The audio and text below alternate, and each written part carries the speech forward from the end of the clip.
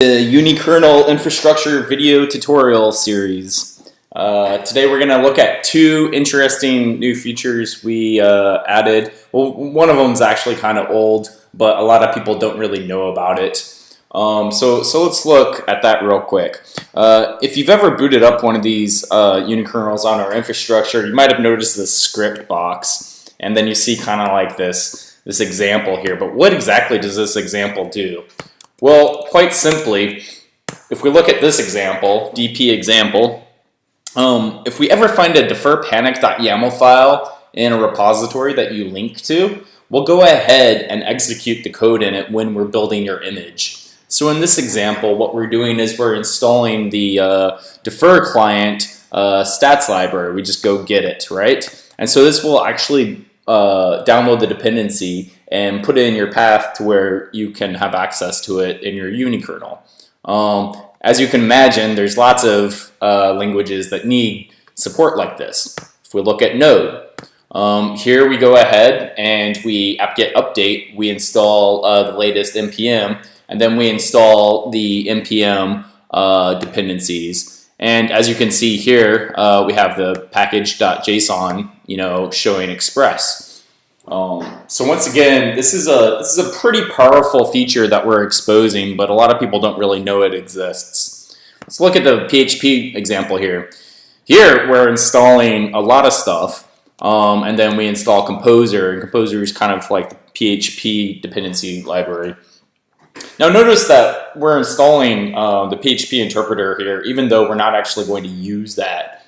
This is kind of a parity mismatch that we're still kind of working our way through and figuring out what makes the most sense here. But right now this does a pretty good job because most dependency management, the dependencies that they manage don't actually need native support.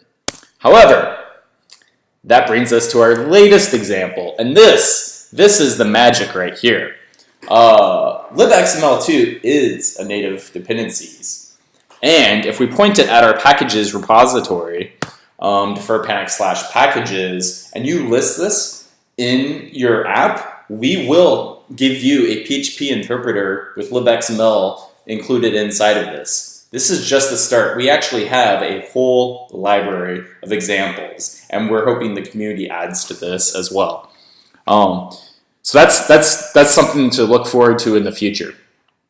Now, the other example, the other feature we wanted to show in this video was volumes. If you've logged in recently, you might notice that the volumes tabs is actually accessible now. It wasn't earlier, even though it was listed.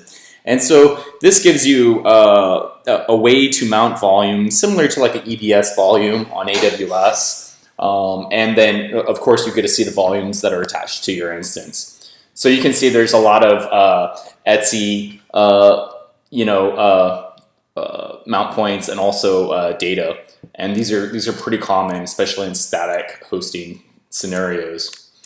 What's really interesting about this is you can kind of unmount them and mount them at will.